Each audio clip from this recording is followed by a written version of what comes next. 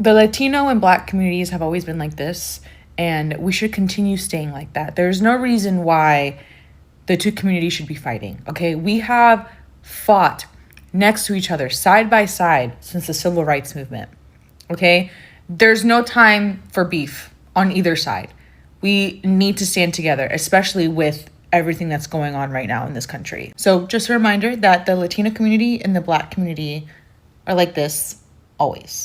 Hi guys, welcome back to our channel. In case you're new here, my name is Maren and I'm Maureen. Right, so guys, in today's video we're going to be reacting to a video of a Latin woman who came on TikTok and pretty much asked Black people to set aside their differences so that they can join them, because in her own opinion she believes that the Black community and the Latin community have always been like this. Right, and it is because of these words that she uttered that she is under fire right now on TikTok, because the Black American community seem to have a very different memory and idea from what this Latin woman is claiming. But what are we talking about, guys? Let's watch these videos we've prepared for you and then we come and talk about it. You can also leave us a comment on what you think about this episode, and also consider subscribing if you're new to our channel. Let's watch.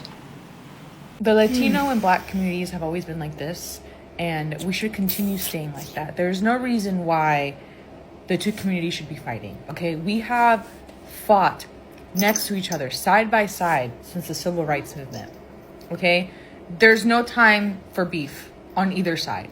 We need to stand together, especially with everything that's going on. No, the fuck we not like this. If we were like this, all of y'all would have voted the right way during November, and y'all asses would not be deported, and y'all asses wouldn't be marching down goddamn streets trying to save your people from damn extradition.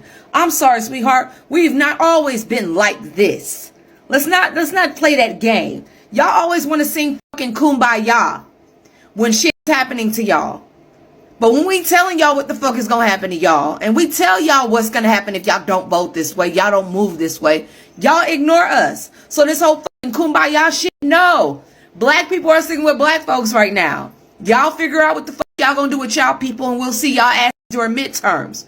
We not marching with y'all. We not protesting with y'all. We ain't got shit to do what's happening with y'all right now, because you know what? We're the only ones that voted correctly. We're the only ones that voted correctly, okay? The 92 and the 84, we did what the fuck we had to do to make sure that y'all was good. Your people fucked you, not us. So, that little solidarity shit, no, we are not one. This is not We Are the World. This is not the United Nations. Black folks, we are resting. Y'all figure out what the fuck y'all gonna do with y'all own Latino people. Because y'all people, y'all need to start having some infighting. Y'all need to start dragging people out the damn house and asking who the fuck they voted for. They ain't got shit to do with us. Stop trying to rope us in with y'all. Handle your own shit. The Latino and Black communities have always been like this. No, we haven't. No, we haven't. See, you be watching these movies. Too much Sesame Street. Too much Big Bird. Okay, too much of them two cats that's like Twiddle Them and Twiddle Dum on Sesame Street. No, y'all watch too much cartoons. That's not true. I'm sorry. Holistically, the Hispanic community and the Black community has not been like this. It's not as tight as you think.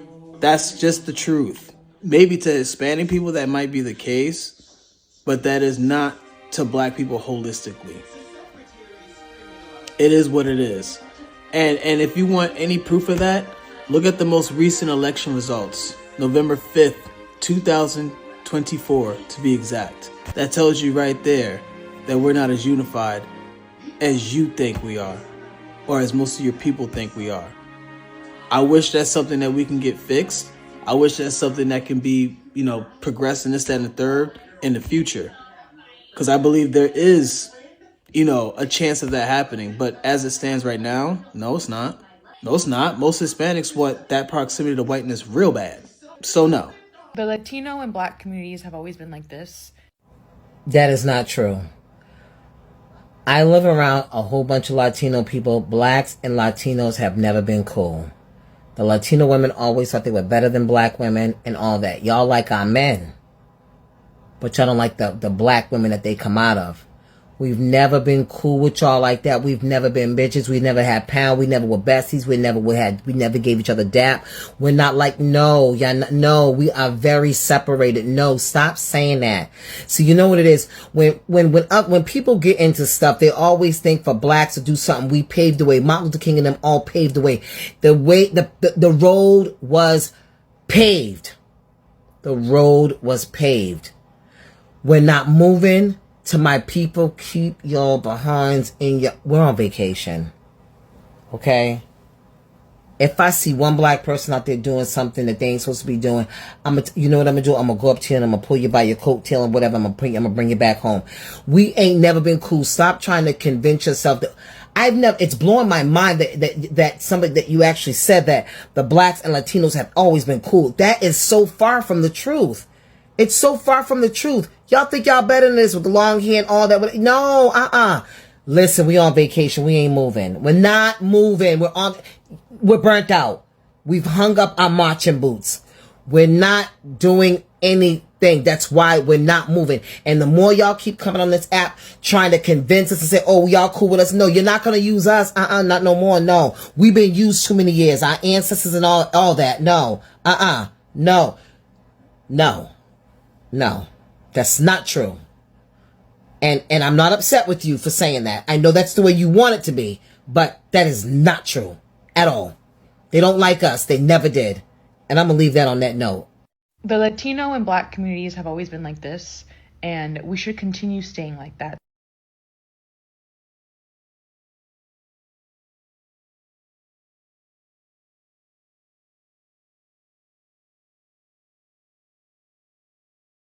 The Latino and Black communities have always been like this, and we should continue staying like that.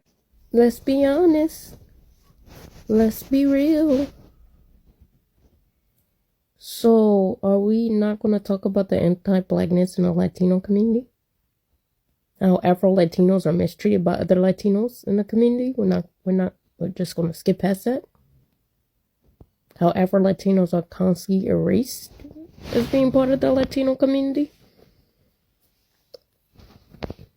But we're just like that. Always.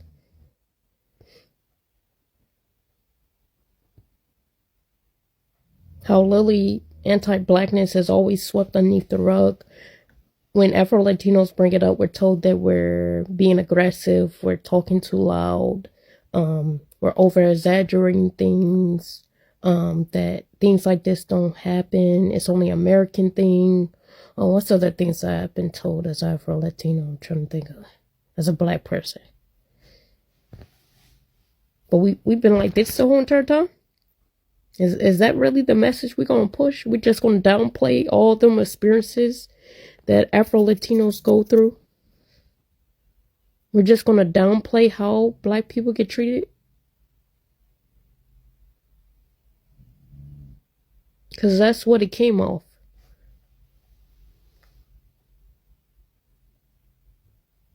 It comes off very disingenuous. When we really know how the Black and Latino community actually is.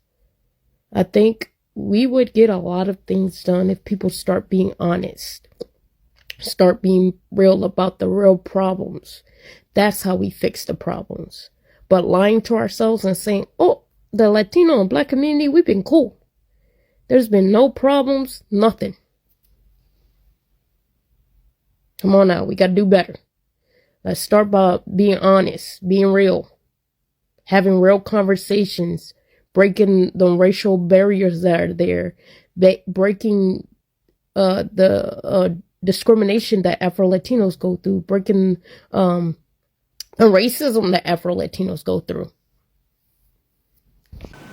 So guys, welcome back. Let us know what you think about this episode in the comment section, right? One question I have to ask is, where did this Latin woman get her information from, right? Mm-hmm. Another question I wanted to ask is, if the Latin community have never accepted the Afro-Latino people who, despite not looking like them, still speak the same language as them, and have been in their community for generations, right? If they haven't accepted the Latino community community, the Afro-Latino community in their own countries and in their own society, why then should they expect Black Americans to believe that they accept Black Americans? And why then should they castigate Black Americans for believing that they only say they are close to Black Americans because this is their time of need and they need Black people's help in order to fight the kind of war they're fighting right now? Right, and let's keep in mind, guys, a big population of Black Americans do not speak Spanish. They don't speak their language. But if you look at the Afro-Latina community, they all speak Spanish, and despite that, they are not accepted in their groups. They are not allowed to marry their own, people, light-skinned Latinos, because they want to improve their gene. Yeah, and guys, even the Latino community itself has never or hasn't represented the Afro-Latinos in their movie industries and in their, media industries for the longest time. It's just recently, the early 2020s, when they've started trying to incorporate Black people in their movies and soap operas, And that being said, I would really like to recommend a movie called The Surrogate. It is on Netflix. So if you've watched this far, please go and look for that movie. It's called The Surrogate. We've been watching that movie, but we haven't yet finished with the series. And in this movie, it was released last year. In 2023, June of 2023, and this movie just showed the raw racism that is in Latino communities through a character of of a native Indian woman, right, who happens to be Black. And in this movie, there's this rich woman who really carries herself like she's all that and her doesn't stink, right? And she is so racist that I just sat back and told myself, if the person who wrote the movie was so comfortable in writing such slurs for this woman to enact it, and this woman, the racist woman enacted it so well that you could hardly doubt there's not a bit of racism in her. And I asked myself, now the Mexicans and Latino community have started bringing just one or two Black people in their movies. And these Black people,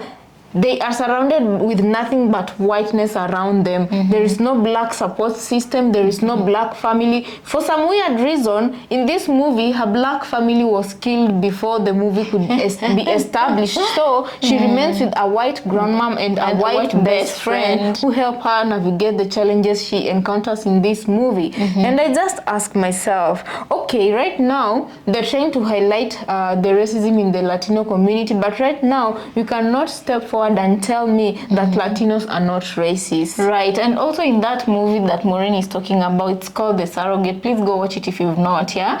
In this movie, what bothered me so much is that, all the stereotypes that they hold about Black people, this woman was made to play those stereotypes, that you find in the Black community. That Black people are forgiving, Black people are dumb. Because even me as a Black person watching that surrogacy, I got so angry because they've made that character to be so naive and so forgiving and so docile.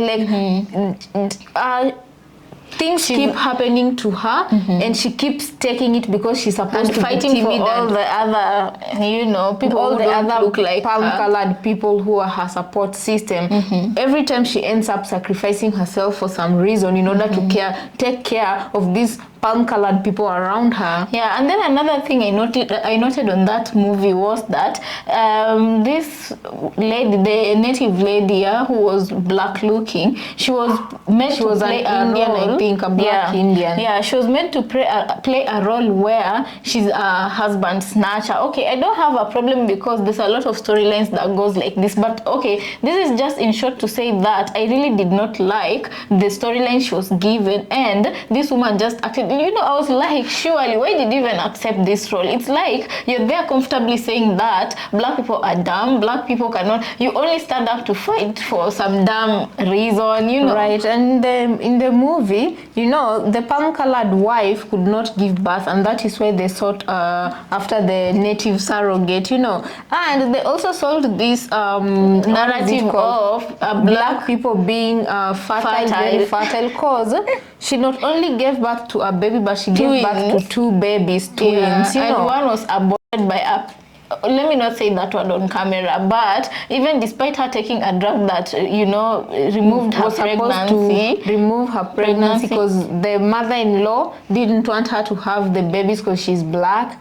Anyway, guys, we are spoiling the movie. Just go watch it for yourself. Why are we talking about this? In that movie, it clearly, even in real life, it clearly shows how they really don't relate with people who do not look like them. In any case, they worship the white skin, and they're very much, they always want to be in their proximity to whiteness. They worship white people more than they'd like to befriend black people. So the idea of this woman that the black community and the Spanish community have always been like this, to be honest, that is not true. And I feel it doesn't like make a lot of sense. Yeah. And on her comment section, by the way, those black American who told her, because a lot of black Americans were telling her, no, the black community and the Hispanics, they've never been like this, they've always been like this, separate.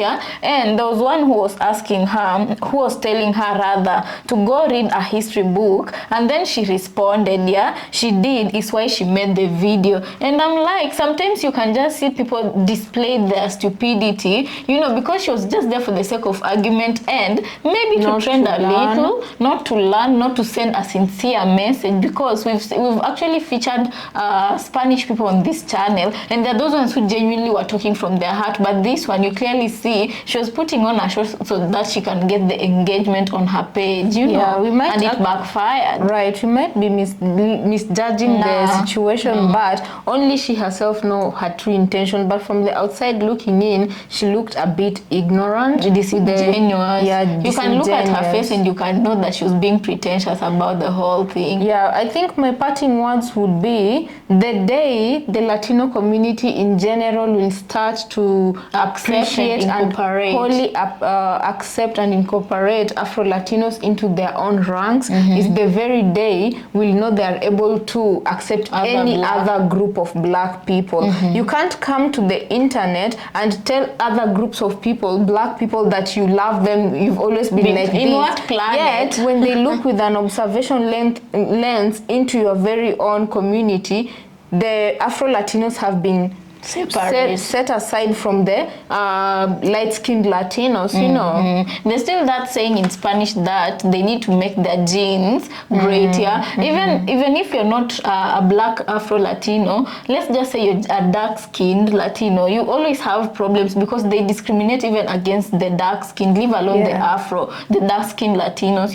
So there's no way in this world you'd say that you've always been close to black people. In what planet? In what world? Because you're yet to see it. I'd like to go live in that planet where you discovered this to be true and just observe for myself, Other than that, guys, I don't know. I feel like even much as reality shows are usually a bit scripted, there are scenarios that play out that are usually true. Like, for example, there's that Love and Hip Hop franchise Miami version, where Amara La Negra was one of the Hispanics casted, and she's a dark-skinned woman. I don't know how many of you know Amara La Negra, and I can say this other character called Veronica. I don't know her, Veronica Vega, and both she's are very Latinos, but one is dark-skinned, the other one is white passing, and the other one is white passing. And the dark-skinned Latino, Amara La Negra, she used to complain that opportunities would pass her because of the skin color and because she could not fit into Eurocentric features, while Veronica, things seem to be coming her way. So anyway, guys, I think we're gonna be leaving it at that. We'd like to hear from you. What do you think about this episode? Also, have you ever had an experience? Because we've also had we've seen black Americans who've talked about living in a neighborhood that had Latinos, and they didn't treat black people well. They were just living separately from this other community, So let us know your experience with them. What you've heard being said that would contradict the words of this woman, or if they've been or support them. Have you ever experienced a Latino who was kind to black people? Because we can't put all of them in one basket, although the majority spoil for the rest, right?